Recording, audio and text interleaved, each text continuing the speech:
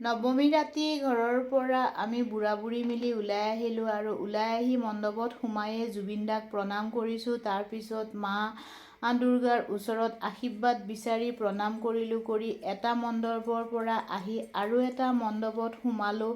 তাতো মা দুৰ্গাক সেৱা কৰি পেলাই আশীৰ্বাদ বিচাৰিছোঁ যাতে নিজৰ লগতে সকলোৰে মংগল হওক। বাৰু যিয়ে নহওক খোজকাঢ়ি ঘূৰি ফুৰি ৰাস্তাতে পালোঁ ফুচকাৰ দোকান। ফুচকাৰ দোকান পাৰ হৈ যোৱাটো মোৰ পক্ষে অসম্ভৱ। ফুচকা খাই আৰু এজেগাত আহিলোঁ। আহি তাতো জুবিন দাক প্ৰণাম কৰিলোঁ। তাৰপিছত চাওকচোন ইয়াত নাম কীৰ্তন হৈ আছে, অকণমান ৰৈ চালোঁ। য'ত আগতে এই লতাশিল ফিল্ডত ইমান ভিৰ হয় ৰ'বলৈ জেগা নাপাওঁ। মানে তাত কালি কোনো মানুহেই নাই বুলি ক'লেও ভুল নহয়। জেলেপীৰ দোকান বিচাৰি বিচাৰি নাপালোঁ। লাষ্টত গৈ আইচক্ৰীমকে খালোঁ।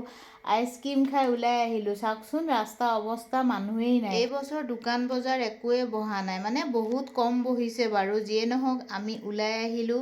দীঘলী পুখুৰী পাৰতে থকা উজনিৰ এসাঁজ, তাতে খাবলৈ সোমালোঁ। খালোঁ গাহৰি মাংস, মানে এয়া কয় যে কি বম্বো। বাৰু বম্বো বাদ দিয়ক, মানে বাঁহৰ গাজেৰে গাহৰি মাংস। গাহৰি মাংস খালোঁ আৰু বহুত দিনৰ মূৰত এটা মোৰ আশা পূৰ্ণ কৰিলে মানুহজনে, মানে ৰিক্সাত উঠিবলৈ বহুত ইচ্ছা আছিলে। গতিকে ৰাতি 1টা বজাত গুৱাহাটী মহানগৰ ৰিক্সাত উঠা মজাই বেলেগ।